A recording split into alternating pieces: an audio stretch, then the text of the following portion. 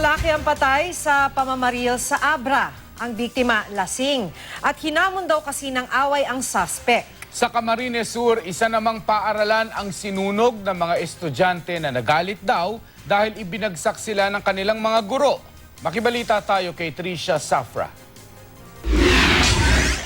Natupok ang dalawang gusali ng isang paaralan sa Siruma, Camarines Norte. Ang itinuturong responsable, 5 estudyante ng mismong paaralan. Pawang mga menor de edad ang mga suspect na nasa grade 8, 9 at 10 daw.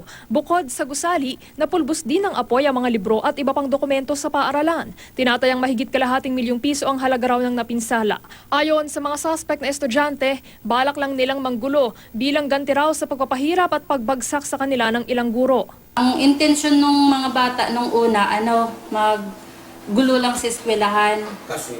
Hinahanap nila sir yung diploma niya kasi ang akala niya nakagraduate siya. Dahil wala namang maayos na pasilidad ang Municipal Social Welfare and Development, ibinalik na lang ang mga suspect na estudyante sa kustodiya ng kani-kanilang magulang. Gagawa sila ng community service. Mahigpit din daw silang babantayan ng mga pulis hanggang sa tumuntong daw ang mga ito sa hustong gulang. Sa Lagangilang Abra, nakikipag-inuman daw sa gilid ng kalsada si Santiago Vasquez nang pagbabarilin siya ng isang 18 anyos na estudyante. Ayon sa mga pulis, napadaan ang grupo ng suspect na si Mark Artienda sa grupo ng biktima habang nakasakay sa motorsiklo.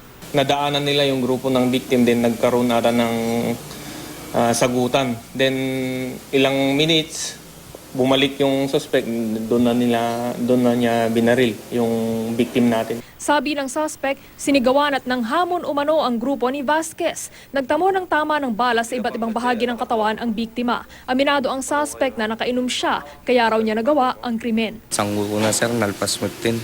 Ada pa ng bawaw na? Ada sir. Hindi na muna ako na sir, babawi nga daw sir. Tricia Zafra, GMA News.